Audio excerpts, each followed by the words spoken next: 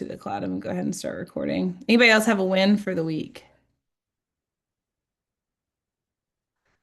All right. Well, I want you guys to take a second and I'm going to figure out how to make this so that you can see the whole thing. Oh, great. I want you to take a second and I want you to think about, let's take 3 or 4 minutes. And if you are sitting in front of a computer, you have pen and paper, like really like write down a couple of like little bullet points, right? Like what are a couple of things going on as far as like how you present feedback? How much weight do you put into feedback? Where are the frustrations in the feedback process? Like, what would a perfect feedback system look like? So, take 3 or 4 minutes, and I want you just to write out a couple things. My desire in talking about this is because I think that there's a lot. It's so funny. Like, actually, Ellen, that was an amazing like segue because so many things in real estate like can change so quickly, and yet I still feel like there are a few things out there that are like stupid status quo that like just don't ever change or evolve. And I actually think that the seller feedback process is one of these things where, like, in 10 years, like, it's not fundamentally changed for me. Like, it's the same thing. If anything, we get less of it now. And so you're trying to juice out more with what you have than before. And so I just think like it feels a little antiquated at this point with some of the shifts we've seen in the marketplace. So I wanted to show you a couple of the things that we're doing that I think can be really helpful. But I also want to hear from us as a group at the end on some of these things that you're writing down right now. That you think, hey, this would be like perfect if we did it this way or we had this option. Because I think that we have a lot more ability to control these things now than we did in the past. Because before I just felt like, and it's still the same for a lot of people. You're just waiting for for us it's showing time, waiting for the showing time feedback to come through from a buyer's agent who's shown your home that you really don't have a lot of context around.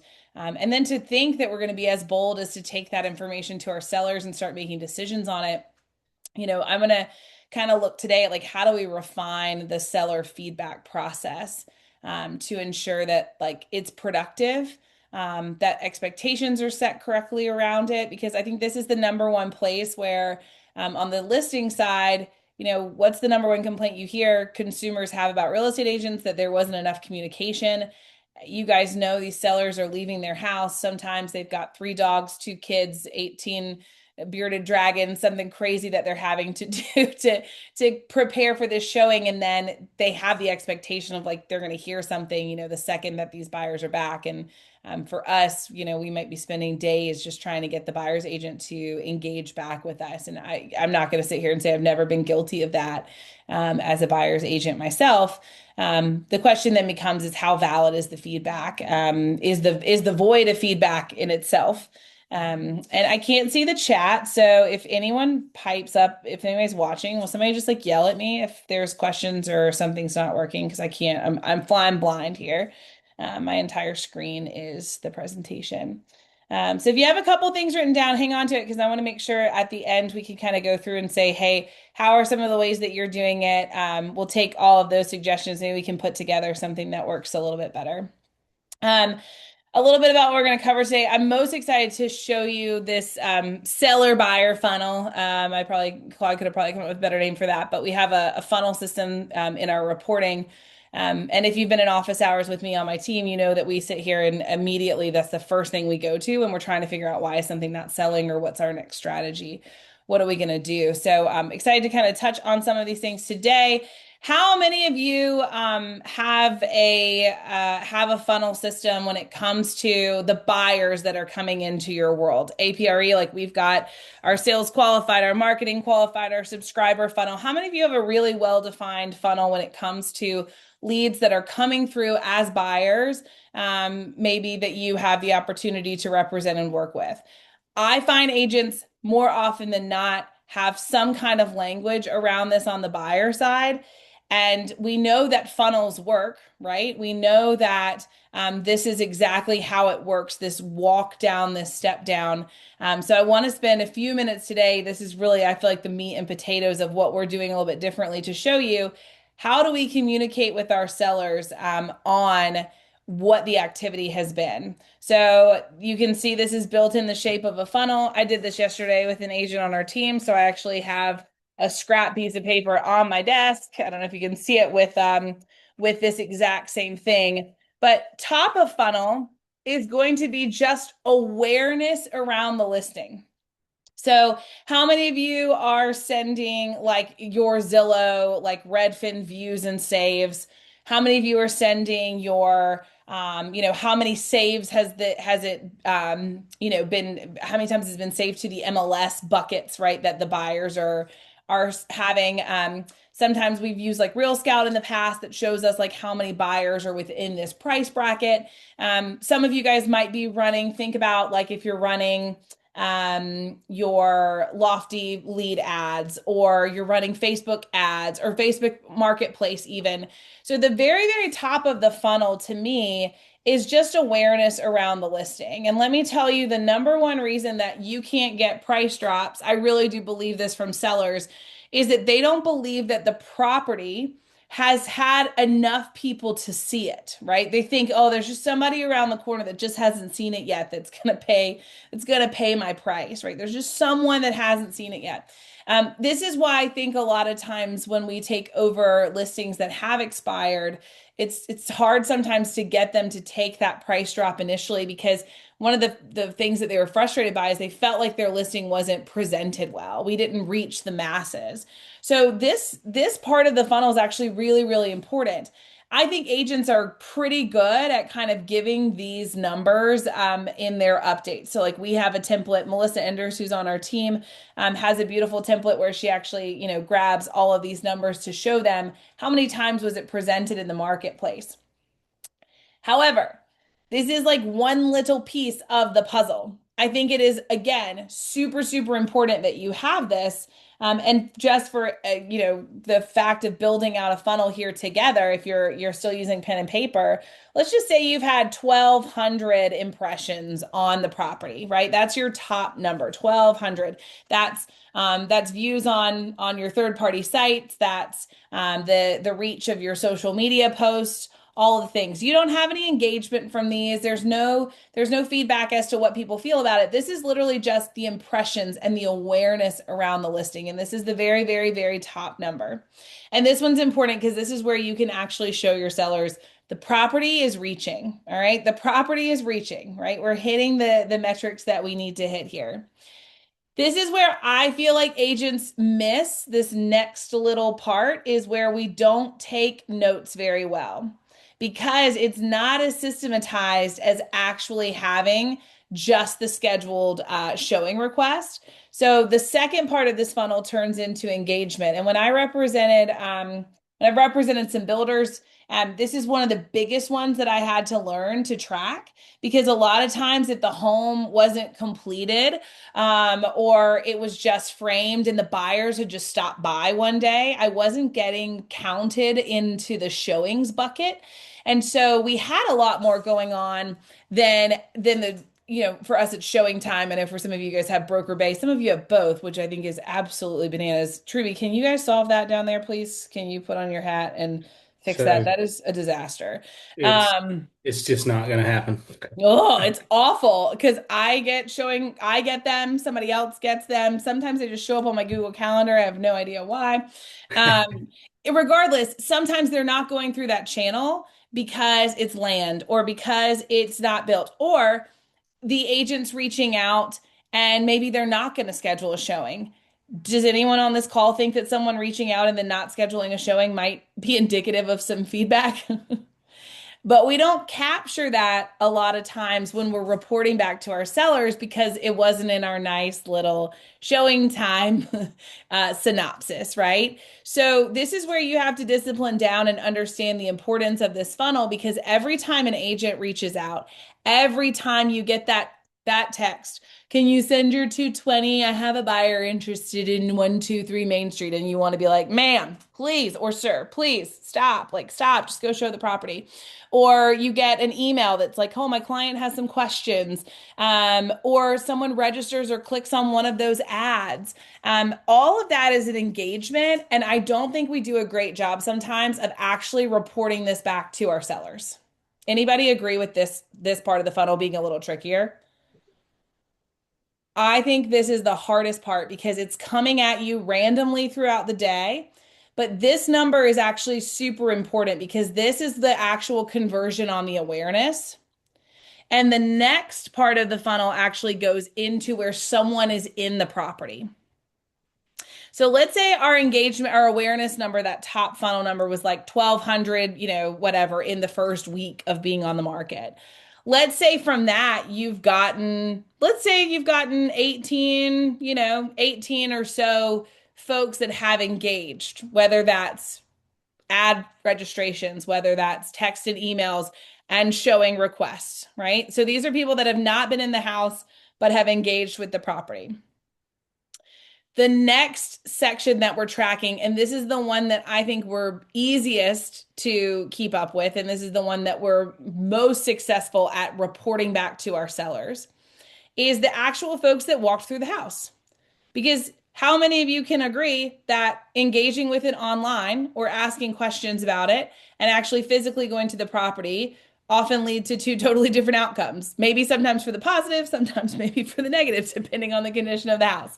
So the next thing that you're really looking for is how many warm bodies did we actually convert into the house? How many people walked through the house, were able to feel the house, see the house, maybe even just receive that virtual tour directly from their agent who was previewing for them or whatever that may be. So we take this number in our imaginary funnel of 18 engagements, right, in the first week. And let's say we've had 4 showings and we had 6 groups through the open house, or so let's, we'll go 10 people into this visit part of our funnel.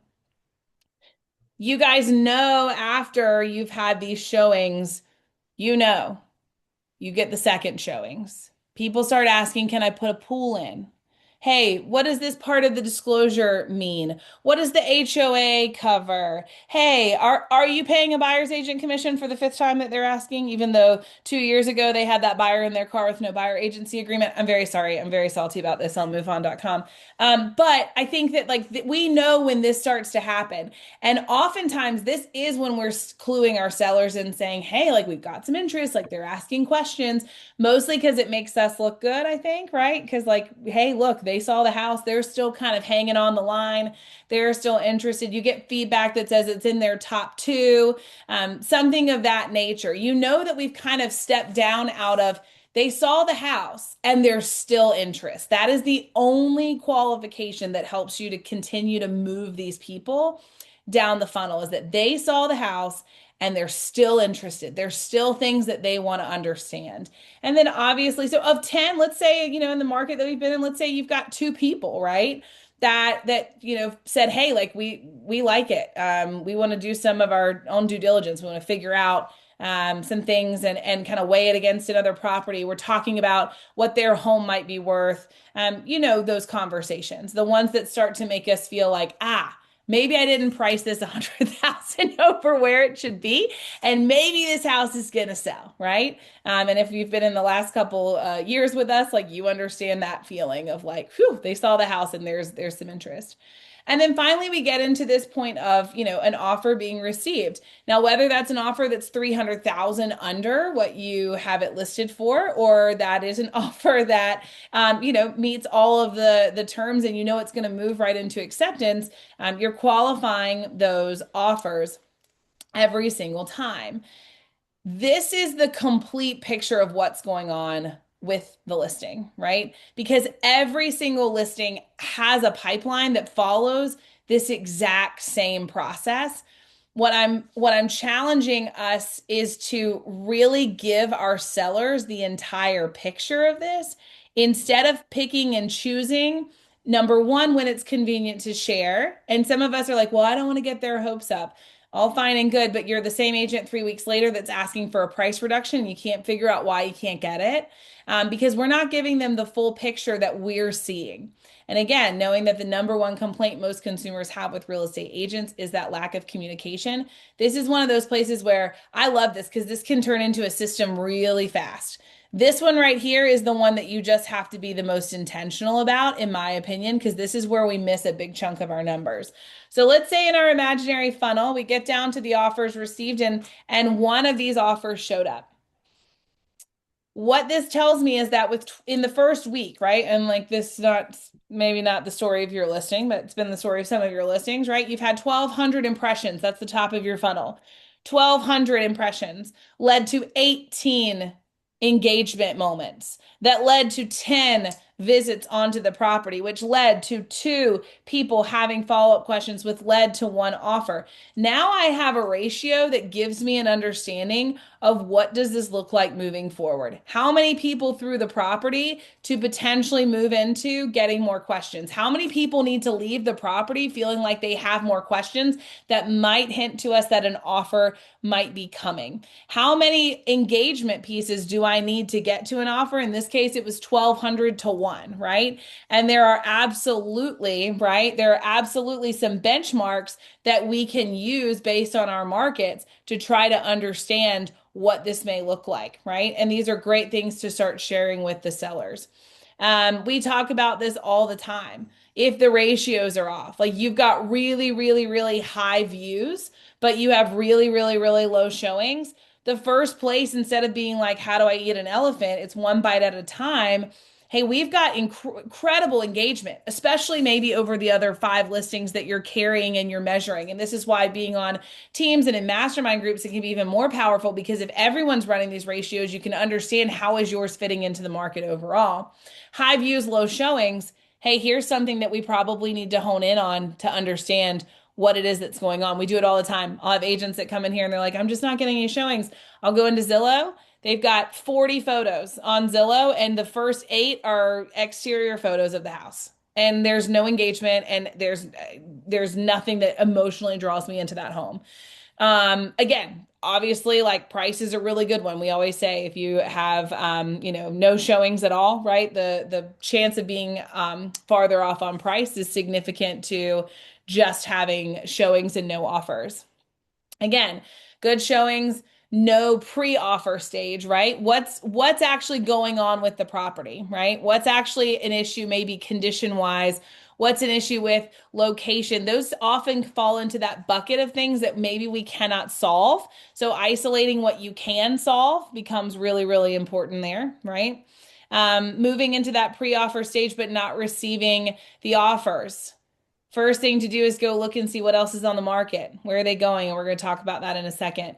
And just low views overall, right? If you're just not getting that engagement at the very, very top, again, going back and saying, is it being presented in the marketplace the best way possible?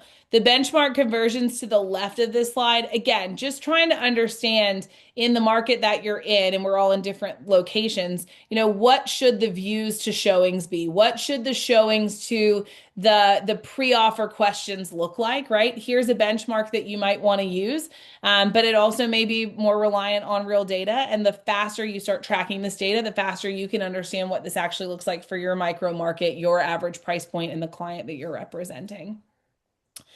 This is my biggest thing that I think consumers need to understand.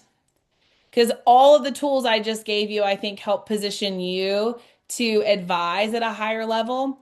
But the number one thing that I think the seller needs to understand is where did the people drop off? And I think this is somewhere else that we miss. And this is why I made a comment in our Generals Mastermind chat in WhatsApp for Fast Forward the other day. And I said, I don't actually care that much about what a buyer's agent has to say about my listing. I'm actually much more interested in what is the buyer activity that they're experiencing with their buyer.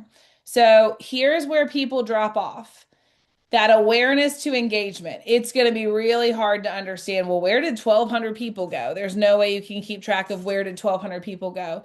But from that engagement to the visit, right, when they're asking questions about the property and they're wondering,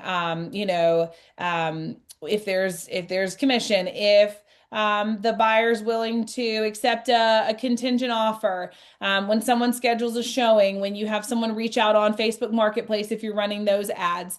If people don't come to a visit, it's really important to understand why did we go from 18 to 10, right, on our fake scenario? Where did those eight people go? What happened to them? If there's a buyer's agent involved, and we often don't go back to these buyer's agents because they didn't show the property, so we don't feel like they have feedback for us.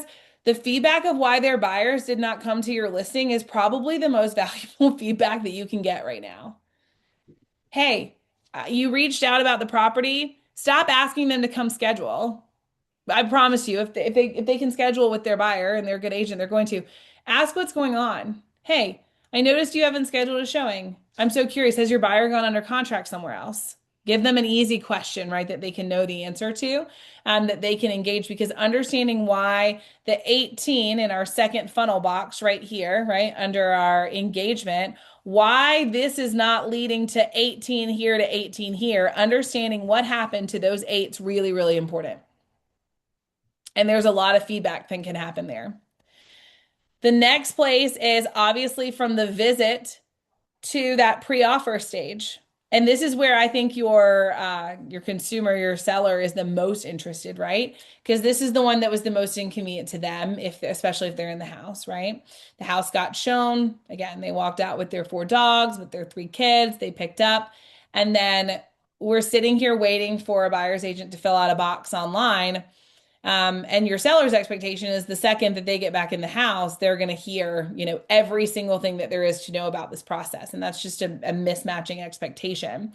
And we'll talk about setting that up front so you're not chasing tails on that the entire time. But this is where it is really, really important to understand what is actually going on from the buyer's agent perspective. And it's not enough to just get the feedback that says they didn't like the busy road or just like they didn't think that they were going to be able to like make the master bedroom layout work. Like taking that information and just being like, okay, like that's my feedback is incorrect.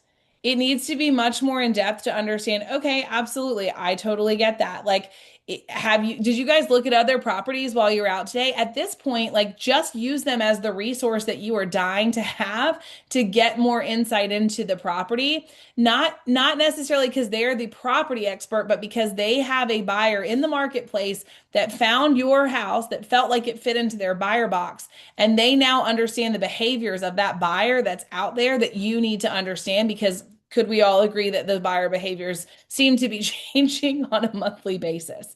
And what's attractive and what timelines seem normal all seem to be shifting around.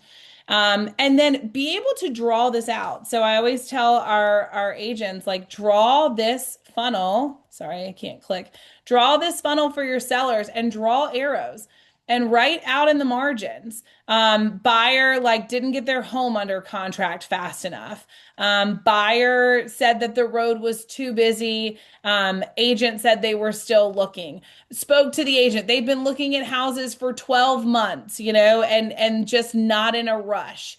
Really be able to say these are the numbers and then this is what happened to the numbers. This is like the number one thing that I just think we glaze over this and then we don't understand when our sellers are as frustrated and it's because we have the entire picture because we've been on the inside of those conversations and I don't feel like the sellers are always privy to particularly these moments and some of these moments, right? And we kind of keep those in house and manage them because we feel like they fall on our plate, but we're leaving them in the dark a little bit. And I think this is one of the few systems that when we're looking at really helping our sellers understand what's going on, if we can show them the funnel, the same way that we use in our business for our lead opportunities, because these are leads on their property, I think you'll get a lot further. I want to pause here for a second and ask, does anyone have any questions around this or any ahas around this? Is anyone doing this at a high level? Does anyone have any suggestions about, kind of keeping track of some of these moments that are not showing up in maybe your showing time metrics or on, the third party sites as far as engagement goes?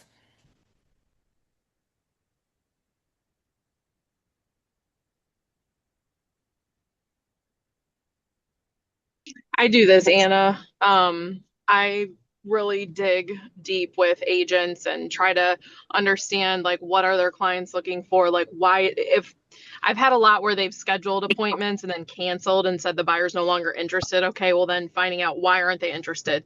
Did they find something else? Did they, is it that something in the house bothers them? I actually sold a listing in Fuquay because I had a canceled showing and I called her and said, "Hey, so you had a canceled showing." She's like, "Yeah, they were worried about a couple things that you listed about like the outlets in the bedroom." And I said, "We're taking care of that. No big deal. What's the next thing?" She told me something else. Okay, great. We'll take care of that. She showed the house. Guess who bought it? Because I called her and she just wasn't going to show it because she Hmm. probably wasn't strong enough. Because we have to think like most people, like we always talk about on these calls, most agents only sell a couple homes a year. So they don't know how to kind of pull their buyers through the process and help them understand what else is out there. Hey, have you showed them other homes? Like, how does it compare? Like, they don't have that data like we know how to pull to get buyers to take action. So I think it's coaching basically the agents Hmm. on what are they missing and how can we get it for them in that house in particular. Is it the price? Would lowering the price offset, their lack of not liking the floors? Right. Would closing costs help them swap out the floors or whatever it is? You don't have to put it in the agent remarks. You just have to ask the questions and then you can kind of make deals happen. Absolutely. It is that idea of like living in assumption, and you can use a lot of Phil Jones here. Like if you cannot stay curious in developing the sales funnel, like you do have to then go and make recommendations to your seller in your fiduciary role. I think in a blind manner because you don't really have all the information. You're seeing a canceled showing and you're saying, well, they canceled a showing. And yeah, absolutely. You can say a canceled showing means something, but Ashley just pointed out may have had nothing to do with price, may have had nothing to do with condition. It really may just be that that buyer pulled one little nugget out and said, nope, this is a no for me. And that agent just took it as an absolute, didn't question it, didn't follow up. And now we've missed an opportunity in the marketplace simply because we didn't stay curious long enough.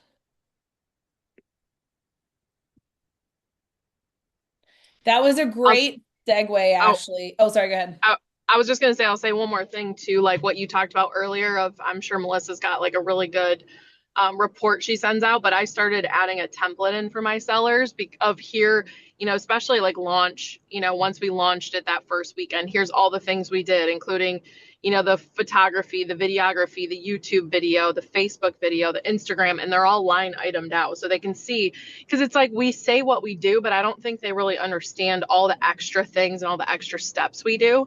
So I list all that out, and then under there, like you said, Not I will ready go yet. to Instagram and go to, we have 700 views on Instagram, we have 25 views on Facebook, we have, 15 views on Tour Factory, and then you go to like here's the open houses, and we had, one on Saturday, one on Sunday. This is the feedback. Here's the number of showings. Here's what the feedback was on the showings. And I think it's the over communication that helps Mhm. because then they know you're on it and you've given them all the data, especially after the weekend. And then just keeping them updated through the process of like, here's the things we're still continuing to see. Our marketing is working, our views have increased.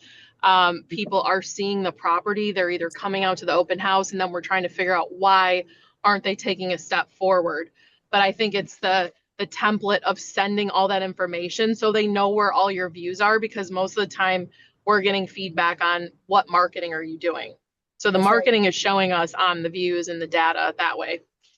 And I do think at the heart of it, if the seller believes that the property has been dispersed, right? It's getting the reaches, they will believe the rest of the data. But you have to fill the gap on its reaching, right? And it cannot just be, well, it's in the MLS. You have to show them that it's reaching. And I'll make an argument while we're here. I'm going to show this at the end that I think in some ways, guys, too, like we are having to reach directly to the consumer and get their attention on our listings the way that we have probably not had to before with the use of these third party sites and the way some of our real estate's trading. I'll show you one of the tricks that we've been using for that, albeit it has been driving our transactions team and internal operations a little crazy because it's a lot of work. But anyways, we'll cover that. But I think again, you have to realize you're trying to work and get feedback from the agent. But when it comes to exposure, you've got to make sure that you've got the mix in there that you're reaching the consumer directly. Because I just don't think we have buyers agents sitting behind the MLS pulling properties the same way that we used to. So being in the MLS by itself is not going to be enough. Sorry, I just saw chat. I think it was just Ashley. All right, let me go back. Okay, one thing that we've been doing um, is using boards. You could use Google Docs. You could use Claude. You could use whatever you wanted to at this point to do this. We'll send out a little survey. So think about a house that's been on the market for a while. Particularly, we've used this on ones that have been sitting for a long time, where we've had showings and we've had, kind of gaps in the funnel, trying to understand where did people go.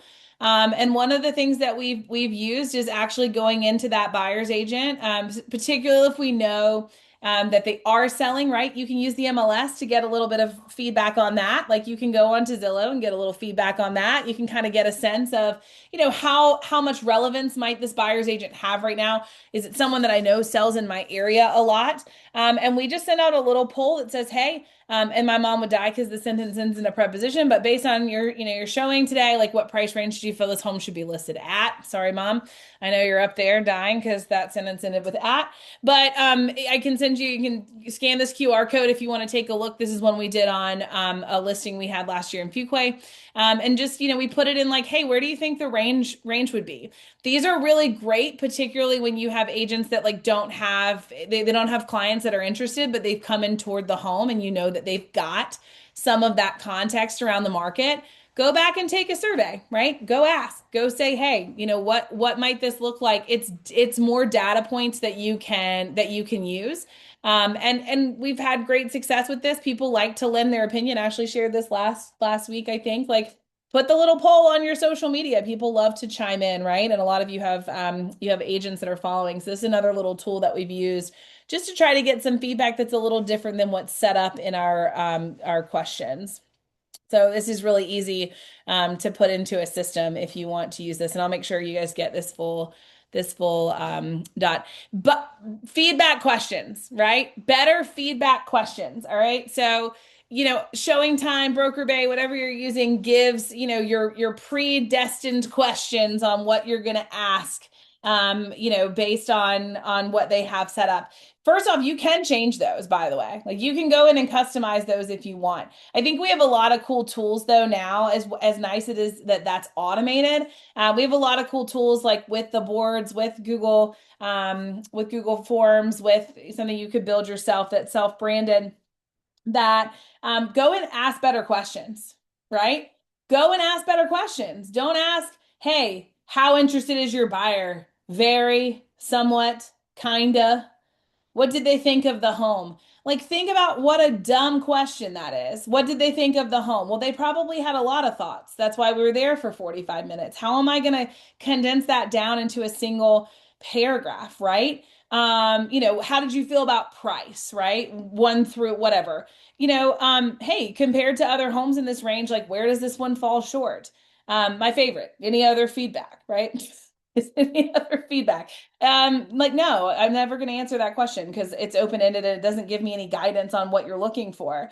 Versus, is there a specific objection your buyer keeps coming back to? How many of you have had a house? We've had a couple lately that are on a busier road, and the feedback is always that it's a busy road. And that is the feedback that we then have to take to our sellers. I was like, well, I know I can't change where my house is. But we actually know that the feedback is the bathroom's not updated. We actually know that the feedback is the price is too high. It's just that's the easy scapegoat for the agent to put onto paper because when they were leaving with their buyers out the front door, that's where they stood before they got in their car. And guess what was the last thing they heard? Oh, I just couldn't do this busy road. Now, all your feedback is centered around something that absolutely no one can change. And all of the feedback inside the house that might change it for somebody else has been completely overlooked in your feedback forms.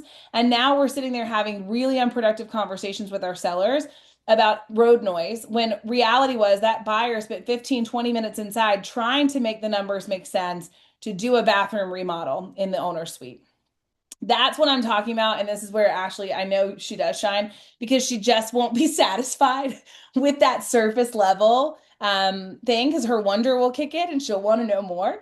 And so this is where like ask better questions and have these things queued up in something that you can send out as a supplement and ask the agent for help and say, can you help me with this, right? People love to help others. I know it seems wild to think that when you can't get the generic feedback that's automated from agents that you're going to get this. But I do think that if you present it the correct way and you have that touch point before they go in the house, you're checking on them when they're done.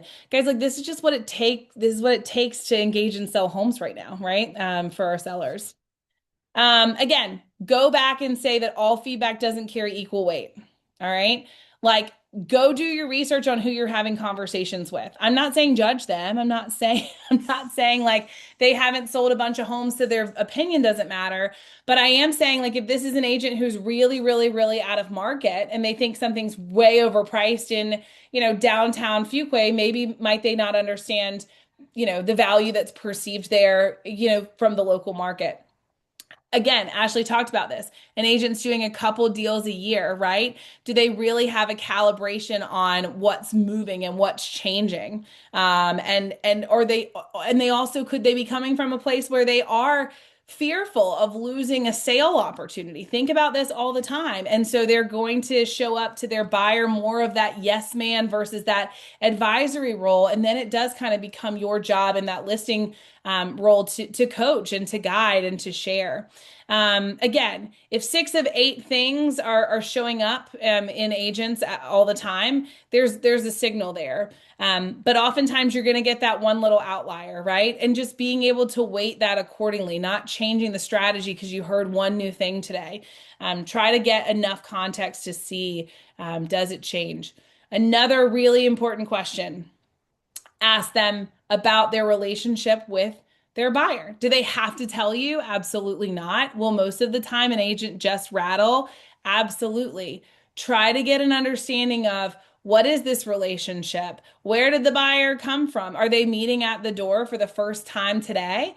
That feedback might not be as valuable, right, than someone that has been looking in this price point in this area with someone for the last 4 or 5 months and has seen all of the inventory that we've been competing with, that has more context into the process. But you're not going to find that out by just taking whatever's in showing time and saying this is it. You have to take that extra step, pick up the phone, build rapport, have the conversation, right? And then go back to just looking in the MLS and say, hey, is this a price point that they're selling in a lot? And you guys know this, the 80-20 rule, like, right? 80% of the volume is being done by 20% of the agents. I think in some of our markets, it's even tighter than that. So you have some understanding. Like when I see certain names pop up, I'm craving their feedback at a higher level than others. And I'm going to lean into that a little bit more, but it's just being aware and being in the market. Listing communication like strategy. How often are you touching base, right? That standard, Blake talked about that standard Friday morning check-in call, email, making sure that you're reviewing the funnel at least once a week, right? Open house debriefing. When you're doing some new marketing piece, making sure that you're giving the activity update from that multiple times a week. Communication, communication, communication. Fill every single gap, because the more that they see that the numbers that you're getting through your funnel are accurate, the better of a position you're going to have as an advisor to help guide them to make the decision of, does it need price drops? Does it need to come off the market and have something change that we did not think was going to be a big issue, right? And you cannot do that if you're not keeping them in the process. If you are just popping in to say, I think we need to price drop, and everyone on this call knows this, the conversation doesn't really move. Allison shared it last week. She's got people that once they read her market update email once a week, there when she calls, she says, "I read your email. Let's move it," right? Because the gap has been filled. So, do you have this? Or are you constantly in reactive mode? Are you constantly like the one that's like, "Oh, shoot, my seller's texting me for an update because I didn't get that email out." The problem there, it's not just the one time. The first time it happens, it opens up that gap of them thinking, I don't know that this is going to be preemptively taken care of. And you play defense the rest of the transaction. So setting the expectations up front and then following through on what those metrics may be. And again, a text message that says, "Hey, I don't have any updates for you," is still significantly better than nothing at all. Please do not underestimate the value of a text message that says, "Hey, I don't have any updates today, but I just wanted to let you know. Hey, I don't have any feedback updated from that agent, but I wanted to let you know I am pursuing it at the freaking highest level possible. Like next level CIA trying to get up with this person to find out what's going on, but I wanted you to let you know I haven't heard from them." Fill all of the gaps. You cannot over communicate right now. And again, set this up at the listing table. And if you don't take your funnel to the listing table to show them how you're going to track their process, you're missing, because I guarantee a lot of agents are not taking that tool with them, and show them exactly when to expect the feedback. Guys, you know as well as I do, the second the buyer leaves, chances are you're not going to have feedback. They are expecting it unless you tell them otherwise. Explain to them how it works. Explain to them they might be going to 4 or 5 other houses, that night they may round back to their laptop and sit down and fill things out, right? Um, this is a big one. When you get to these places and put them in, I think at the beginning, maybe after the 2 week mark, after the 4 week mark, wherever it may be, go sit down with your seller. And I think Michael Turbot said this at a mastermind I was at a couple weeks ago, and I loved it. And he said, turn them into a buyer for a second. Just sit them down and say, "Hey, look, I'm going to run this like if we're having a buyer consultation quickly." And I know that's like it makes sense, but I really asking them to be a buyer for a second, especially for those of you that have sellers that are also looking to buy, which you would think their expectations would line up better, but they seem to be very far apart right now. Pull the 3 to 5 active competitors. Sit here and say, "Hey, look, if I schedule these showings, right? Just like a buyer is going to potentially schedule these showings, and this is what I think they're going to pull if they're looking at your house in the same area. What do you want to go see? What would you want to go see?" And then honestly, guys, like literally go take them to look at some of these houses. How many of you have ever taken a seller into a house on an agent preview, right? And be honest, tell the other agent, especially if it's occupied, be like, "Hey, I'm going in for a preview. Do you want to come preview ours?" Like go take a look at it. Go look at it. Go let them touch and feel and see it, right? And let them start to look at it through the buyer's lens. And don't lead and say, "See how yours doesn't look like this one." Just ask that question. If you were a buyer today, like which one would you be looking to choose, right? What does this one have that ours doesn't? What value do you see in this property that we don't have? And that's not coming from a place of right or wrong. It's just coming from a place of creating that ability to shift the lens and see something from the way that actually everyone that's walking through their house is probably looking at it. This house, this listing to your seller exists in a bubble. It's their only house for sale. That's we all talk about how sellers think their houses are so special. I don't believe that. Sellers exist in the bubble. It's just their house. For us, because we're in houses all day and we're sitting down with sellers all day, we know that it exists in a constantly evolving environment. But for them, it's the only one, right? So these other options really don't exist. And we've got to help them be able to see what those buyers could not unsee, right? As they're moving through the property. So if you've never done this little activity where you shift them, you turn them into a buyer on their own listing, pulling those competitors, scheduling what you would show them, I think that's a really excellent tool you can use a couple times a week, because inventory, as you know, with 20% more inventory over last year, inventory and prices are constantly changing. So it's not a one and done. Again, how many of you are experiencing where you just have silence from the other side? The buyer's agent is just not engaging. Here, and I'll send this out to you. Here are a couple of easy texts that you can store in your phone that you can have ready to just fire off. We tried to use a little bit of the Phil Jones style, right? Where we're staying in curiosity and where we're trying to give them a question that they should be able to kind of know the answer to, without to just get the engagement started. And a lot of these take a lot of pressure off. I know feedback forms are a pain, right? How many of you get that text being like, "Hey, can you please submit your feedback?" It's like, yeah, I'm going to as soon as I can get to it, right? And yes, we should take that as some kind of feedback that like if the buyer's agent walked out and didn't immediately flood us with a couple of questions, like maybe their buyer's not that interested, but it's just like Ashley said. those buyers came back and bought that home in this market, right? So if she had not followed up with the question, I can probably guarantee she'd be down a sale.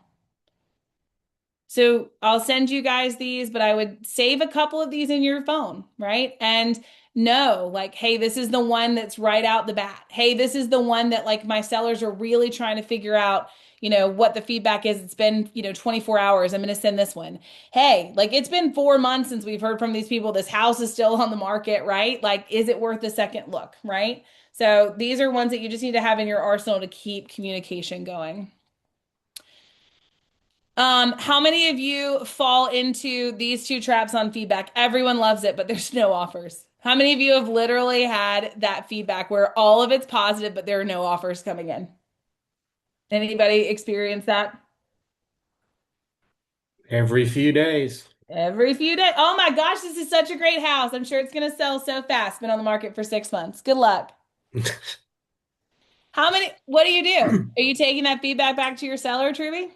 Yeah, Yeah, they love it. absolutely. They're not Absolutely. buying it.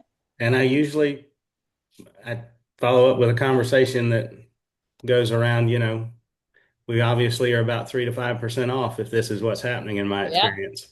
yep, yep. So I love this question.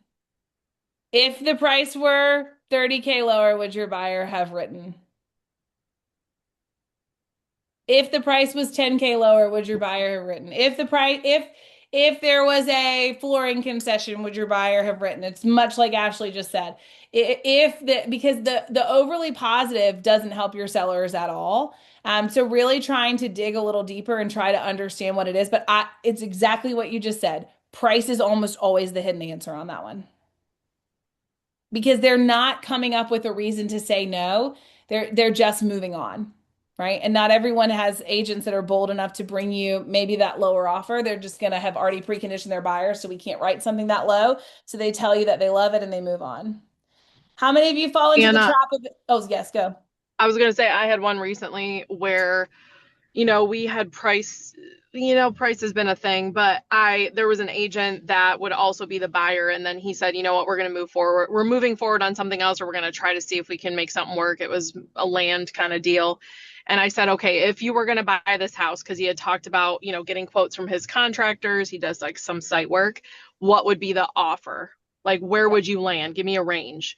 And he's like, oh, I don't know. I'm like, I need a number. And so I pushed him for the number and I gave the number to my sellers. I'm like, this is where the guy landed. Because you have to have the data to back up. Like, we can't just say, like, oh, people think that's where it should be at. Like, no, I asked him if he was going to move forward on this house. This is the range that he gave me.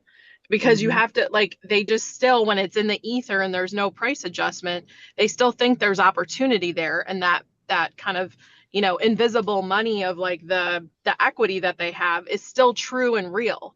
And so if someone's Right. finally putting a number to it, well, now you have something to go back, even though you've had showings, just no offers. Everybody's saying no for a different reason.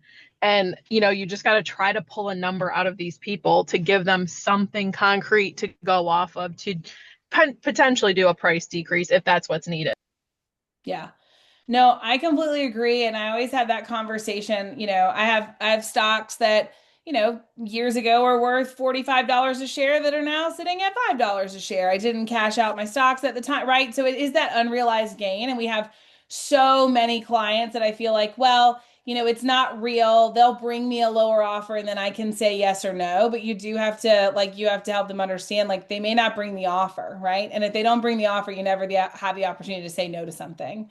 And I think that one's a tough one.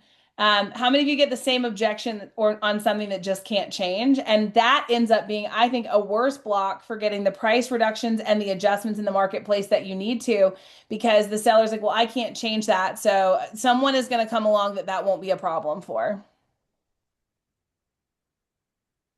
So ask this question. If I could just wave a magic wand on that one thing, if I could pick up that house and move it, 20 yards back from the road, like would they buy it?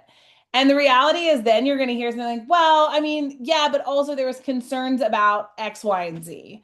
Well, guess what? Those are now things that we have control over. And again, you usually get that loud thing that shows up in the feedback form. that to the agent satisfied. And then they didn't have to be ugly. They didn't have to send you a lot of negative things, right? Because no one wants to be negative. So they gave you the thing that couldn't change, that they're sure that you've heard multiple times, right? That they can just say, well, this is the reason they're not buying. But if you're not going and digging a little bit deeper to understand, well, what else? If I could get rid of that, there's nothing else, right? You would be moving forward on the house. And that's where you'll start to hear, well, right? Again, this is more just on setting those expectations, right? Ashley, I'd love if you would send me what you're sending out. That would be really cool to also be able to share. This is just what you need to be focusing on. And again, if you're not running these sales funnels on your listings, like all the rest of this is fine. I really would say give yourself a couple weeks of really making this part of what you do and kind of making it innately part of your process. Because I think of all this, this is really one of the more powerful things because it is more of a holistic approach and start to understand what are those ratios. What are the ratios? Because there is a certain amount of power that says, well, you did get an offer, you said no to it, or it was way too low. All fine and good. It took, right? It took 18 people coming through the house to get to that one offer thus far, which tells me if I'm a math person, I'm probably going to need to get 18 people. Now you start getting like two offers that haven't panned out. Once you start getting multiples in these, you can really start to understand these numbers.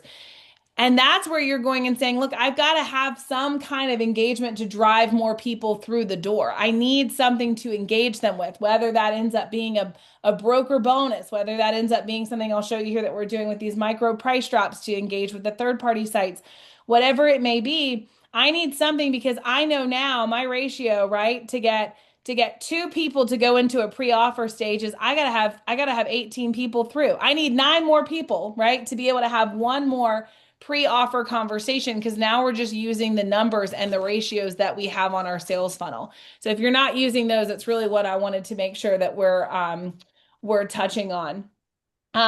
One thing that we have been doing, guys, and I'll leave you with this to think about, and then I want to hear a couple things so I can get off at 9:30 because Allison would die if she knew I was still on at 9:27. But I think this is something that we're all trying to figure this out. Is we've been doing a lot of micro price drops. I'm a really big believer with the amount of inventory on the market that things are just lost. And I can see that because with the newer inventory that we've put to market, and I'd love to hear some from Call Group and Truby and some other folks that are running good volume. Like when we started to see some shifts occur, which we've had 45 days of very consistent contract writing. It's the longest that it feels like the faucet's been on for us in a while. We found that the ones that came on market went, and some of the stuff that's been sitting has been, even with some price drops, has been harder, which tells me I think some of it's an attention span on the marketplace as well, that things are just getting buried. So we have been using this micro price drop. I know a lot of you are looking for bigger price drops because you know you're fundamentally out of line on where you need to be. It has not worked every single time, but we have had success with it just with doing more frequent micro price drops. And if you guys think I'm nuts, I mean, we're running multiple five, six, seven, $800 price drops daily for weeks at a time because we're not fundamentally changing the price, particularly in those where we're not getting feedback that we're significantly overpriced. I just think honestly, like there is that need to show the consumer that we are getting the visibility. And so that has been one of the strategies that we've used. We've not had a lot of pushback from sellers. We've really just kind of owned this and said, hey, this is one of the strategies that we're using right now. Consumers just need to get it in their emails. Consumers need it to be refreshed in their, here's what's new from Zillow, because that is how a lot of consumers are. That's where they're going. We're not reliant on the buyer's agents to be pulling criteria that meets their buyers' needs in the MLS and then sending it to them and requesting them to schedule with them. I really do believe we have to grab consumer attention. And the number one thing that the third party sites are engaging with are price drops because they know that that's something that's interesting to the consumer. You can change the pictures around, You can change the listing description. You can do the things that re-energize. But what the consumer's engaging with, open houses and price drops. And so we've been playing with that combination as much as possible to try to continue to keep our things fresh. And that has been a big thing in helping our consumers understand how do we get more people into the top of our sales funnel on your listing. We have to give them something to engage with. I'm not asking you, Mr. and Mrs. Seller, to give me a $25,000 price drop. Honestly, in all fairness, like in the thick of inventory we've been in, and with the number of price drops that we've had, we had more price drops than new homes. One day in the MLS, like 2 weeks ago, I saw that stat. More price drops than we did new homes coming to market, and we are obviously in an inventory expansion market right now. And so, with that in mind, like one price drop may not re energize on the third party sites if everyone is price dropping. But 6, 7, 8, 9 days in a row of price dropping to ultimately get you to that next metric, whether it's 3%, whether it's 1.5%, whether it's a fundamental like $25,000 drop to get you into a new buyer bucket. I really am a big believer in do it frequently and do it at a lesser amount so that you get a little more bang for the buck on the price drop right now and can kind of compete with all the noise out there. So this was just a little bonus on how do you continue to get more into the funnel. It not always is just one big sweeping price drop. I know it's 9:30, so if you need to hop off, hop off. I need to hop off in a few minutes and run over to our team meeting. But anybody have anything that they know is working at a high level in this field that they can drop that we can add to this list of tools that we put together this morning? Your price drop strategy helps, especially if you pair it with open houses. Yeah. That seems to really trigger things. Um, and also make sure we did an SEO audit on each of our listings, Hmm. and just by making a handful of little changes recommended by Claude, um, now that increased our views quite a bit. I bet it did. Um, so that was still a challenge to get people in the damn door. Yeah, for sure. I mean, You, I do it on like my Airbnb. Like once a week, I go in and I have Claude look at my Airbnb and say, "Hey, what do I need to shift? What do I need to change based on what people are looking for?" I mean, that's brilliant. That's going straight to our team meeting on one of our AI systems we're going to build today. So thanks, Truby. a big challenge we've had is I've got two clients that have appraisals. One's got $1,050,000 appraisal. It's a couple weeks old on their home and it's listed at 899 and not getting showings. Yeah. And it's trying to explain that's historical data that doesn't tell Yep. you today's market. And everybody wants to say, well, then why did it appraise? Sure. I have a script for that. I like to tell people that appraisers are all of the guys that sit in the weather station, making their predictions on the hurricane that's coming.